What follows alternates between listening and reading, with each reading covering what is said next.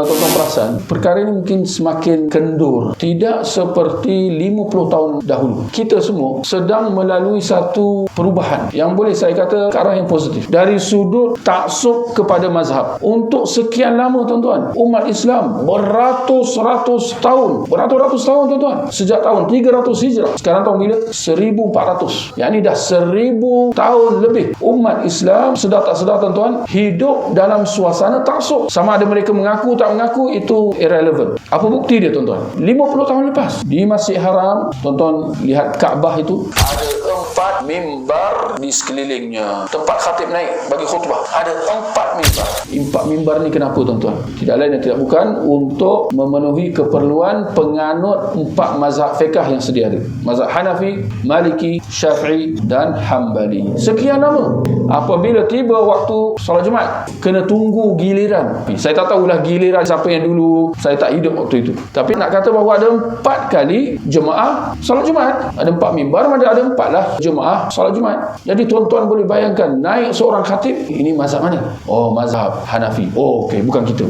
Kita duduk dulu kat tepi dulu, borak-borak. Tuan bayangkan macam tu. Adakah ini agama Islam? Ini 50 tahun lepas tau. Dan benda ni berlarutan sekian lama. Seperti yang kita kata tadi, beratus-ratus tahun. Satu lagi, bila nak ada perkahwinan 50 tahun dahulu untuk sekian lama, apabila datang dua pasangan mempelai, antara soalan dia lah apa?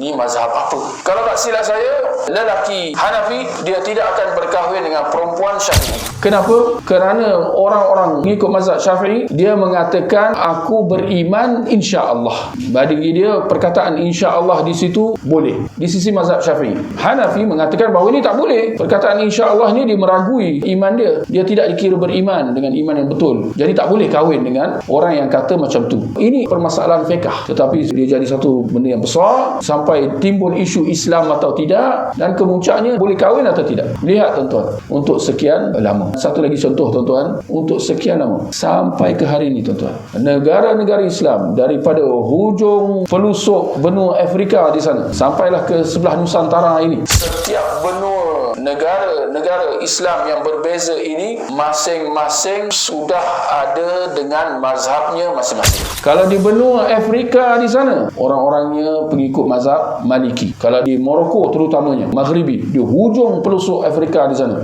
orang-orangnya mazhab Maliki. Adalah dia punya beza-beza dia. Termasuklah bila dia solat, dia lepas tangan. Dia solat, dia berdiri macam ni je. Kita kalau tak biasa, pelik kita, ni apa solat macam ni? Dia tak letak macam ni. Ya contoh. Untuk sekian lama. Sampai ke hari ni. Kalau di benua India, Pakistan, orang-orangnya Hanafi. Kalau di Nusantara ni tak payah cerita lah, Syafi'i. Kenapa jadi macam tu? Kenapa tak ada mana-mana di negara Nusantara ni tiba-tiba di Maliki? Kau mazhab apa? Maliki. Baik? Tak ada. Dan tuan-tuan, benda ni seperti mentera. Kami akidah Asy'ariyah dan mazhab Syafi'i. Dah macam wahyu yang turun. Kena kata macam tu. Aku Islam ikut akidah Asy'ariyah dan mazhab fiqhnya Syafi'i. Kena macam tu ke?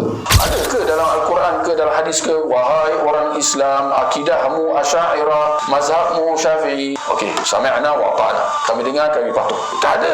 Tetapi kenapa jadi macam tu? Sampai akhirnya umat Islam terbahagi-bahagi ikut negara-negara masing-masing dengan mazhab masing-masing. Untuk sekian lama sampai hari ini. Tidak lain dan tidak bukan kerana taksub. Cumanya seperti yang kita telah sebutkan tadi, semenjak ini kita sedang melihat satu perubahan, satu anjakan tuan-tuan. Kalau tuan-tuan lihat di tanah suci Mekah, sejak 50 tahun ini, keempat-empat mimbar itu sudah tak ada.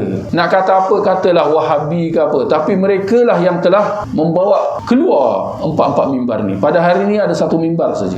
Dan kita kata memang itulah dia tuntutan Islam, supaya umat Islam bersatu padu. Jangan bercerai-berai dalam hal agama, sedangkan agama Islam tidak menyuruh begitu.